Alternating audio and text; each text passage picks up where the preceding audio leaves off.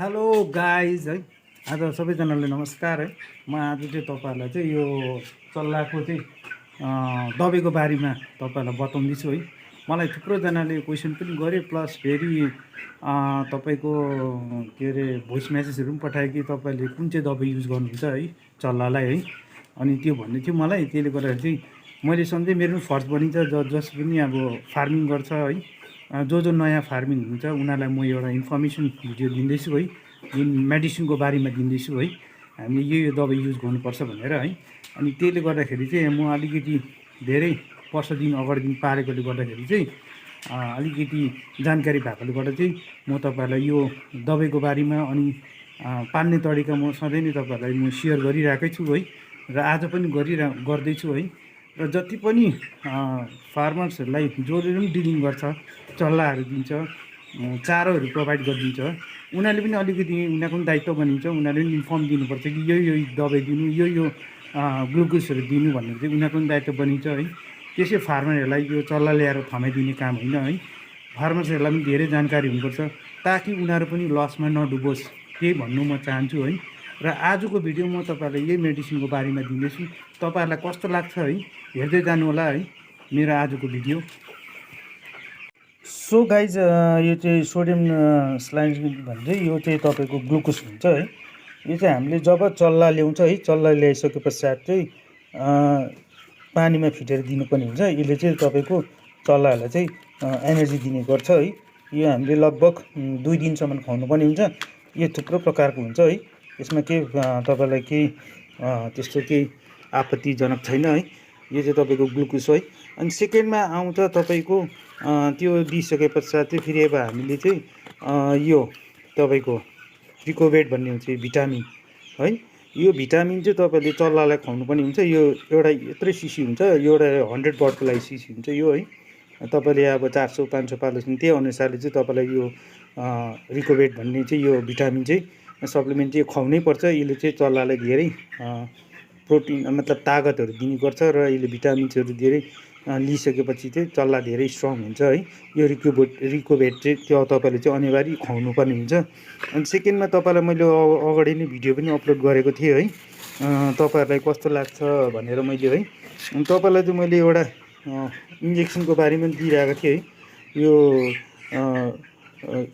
तपाईँले मलाई के अरे लसोठा भन्ने, यो चाहिँ तपाईँको 7 दिनको भ्याक्सिन है। 7 दिनको भ्याक्सिनमा हो यो। तपाईँले चाहिँ यो लसोठा चाहिँ अब 7 दिनमा चाहिँ दिनुपर्ने हुन्छ यो भ्याक्सिन।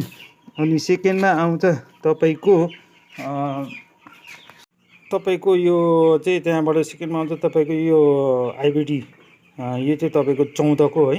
यो चाहिँ गोम्रु भन्ने जुन चाहिँ बिमार हुन्छ है, त्यसको सपोर्टको लागि हो यो लसोठा। र यो चाहिँ एकदम तपाईँको यो दुइटा चाहिँ एकदम इम्पोर्टेन्ट छ है, यो गर्नुपर्छ है। तब मात्रै तपाईँको चल्लाहरू एकदम सेफ हुन्छ है, कुखुराहरू सेफ हुन्छ। त्यसमा मैले तपाईँलाई भनेको थिएँ है, लिक्विड फर्ममा आउँछ यो पानी र यो दुइटा चाहिँ मिक्स गरेर चाहिँ हामीले चाहिँ ड्रपर पाइहाल्नुहुन्छ मेडिसिन दोकानमा। तपाईँले यो यस्तो ड्रपर किन्नुहोस्, ड्रपरमा भरेर चाहिँ तपाईँले चाहिँ यसरी एक थोपा आँखामा लाउनु पर्ने हुन्छ।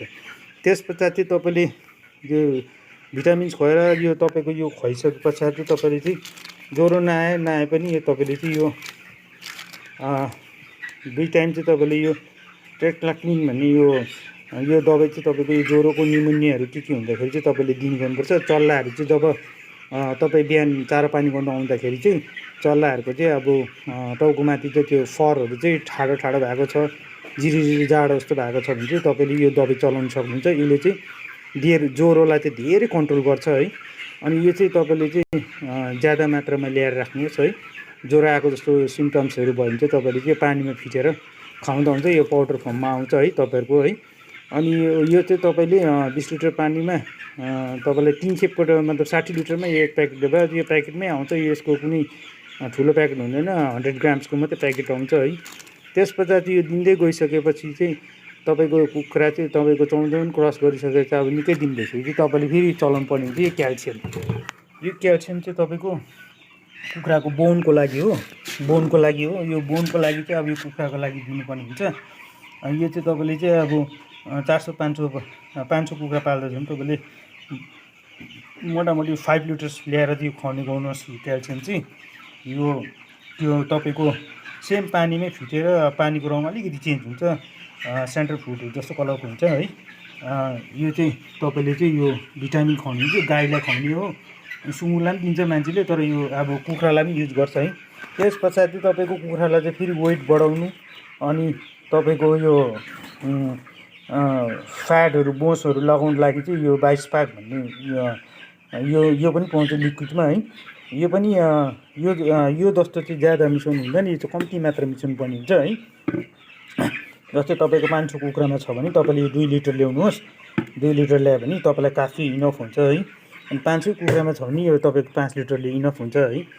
यस्तै छ है दबाईको तरिका है। अनि यो चाहिँ तपाईँको एकदम वेटहरू बढाइदिन्छ अनि बोसोहरू लगाउँछ है। यिनीहरूले चाहिँ एकदम राम्रो गर्छ है यो ब्रान्डहरूले चाहिँ। अनि यो चाहिँ क्याल्सियम हो, तपाईँले यो पाइन्छ गाईहरू पाल्ने मान्छेहरूलाई तपाईँ थाहा भएकै कुरो। अनि कतिवटा मैले तपाईँलाई दबाईको बारेमा पनि बताइदिएँ है, यो जे छ है। सो गाइज आजको भिडियो तपाईँलाई कस्तो लाग्यो है, लाइक कमेन्ट सेयर गर्नु नभुलिनु होला है। आजको मेरो यो फार्मिङ अपडेट यति नै है। सधैँ नै तपाईँहरूको माया पाऊँ भने सधैँ नै आशा राखिरहेछु है। आज म तपाईँलाई मेरो भिडियो यहीँ अन्त गर्न चाहन्छु। धन्यवाद।